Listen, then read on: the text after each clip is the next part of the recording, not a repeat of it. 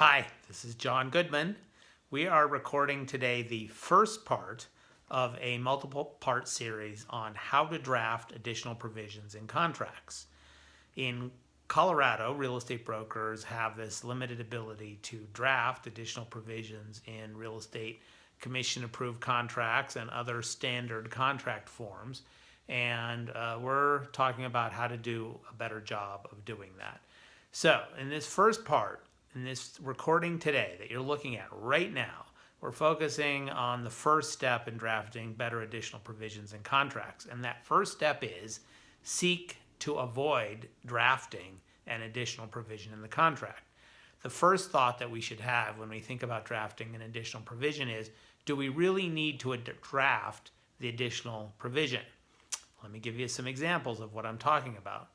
One of the things that we see that's common at the time this is being recorded, and this is being recorded in a hot market where there's lots of buyers chasing small amounts of inventory, is we see buyers putting provisions in offers that their earnest money goes hard after a certain date. Their earnest money goes hard.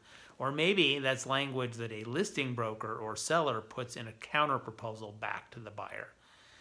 Well, do we really need an additional provision that says it? First of all, it's not generally true. I mean, really, does the buyer forfeit their earnest money if the property burns down? Does the buyer forfeit the buyer's earnest money if the seller defaults on the contract? Does the buyer forfeit the buyer's earnest money if the seller has committed fraud? I don't think so. And in Colorado, we have a simple way of making the earnest money go hard after a certain date, and that is have all the objection contingencies expire before that date, and therefore it's unnecessary to have this sentence that says the earnest money goes hard after a certain date.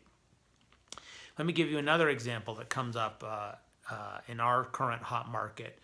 There's a provision where a buyer wants to signal in the contract that if the buyer does object to the property condition, the buyer is only looking to kill the deal. The buyer isn't going to ask the seller to fix anything.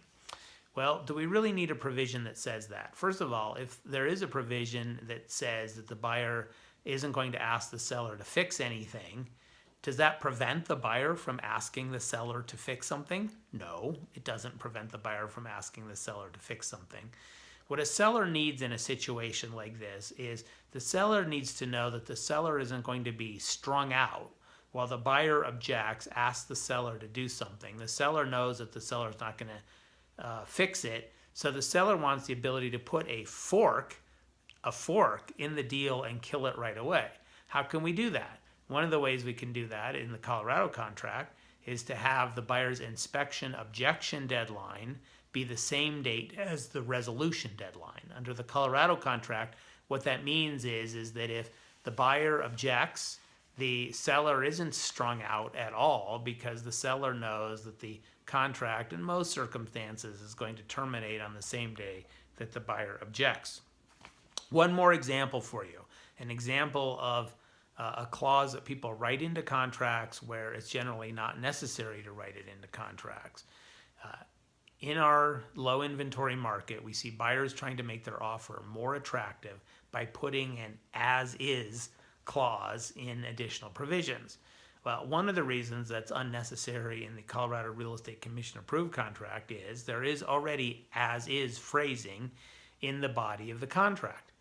Well, one of the things you're thinking is, I have a buyer and I want my buyer is trying to signal to the seller that the buyer isn't going to object to anything, that my buyer doesn't need any inspection objection rights, that my buyer has already done their due diligence or is going to scrape the house and doesn't care about the condition of the property. That's fine. You can accomplish that instead of by adding an as-is clause. You can accomplish that by deleting the inspection objection contingency. Now, sometimes sellers want as-is clauses in there. One situation, the seller thinks that putting the as-is language in there avoids the need for the seller to disclose latent material defects that the seller is aware of.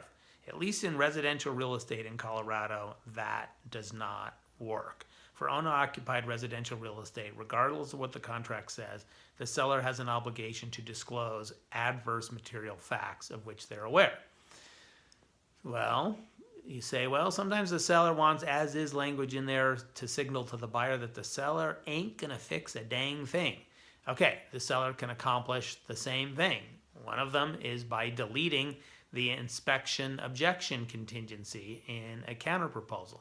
Another one is allowing the inspection objection contingency, but moving up the resolution deadline to the same date as the objection deadline, so that the buyer knows that essentially if the buyer objects, then the seller isn't going to be hung out to dry per the prior discussion I've had in this webcast. So, ladies and gentlemen, just to recap, the first concept about drafting better additional provisions is to seek to avoid drafting them, to see whether the topic is already adequately covered in the pre-printed language of the contract.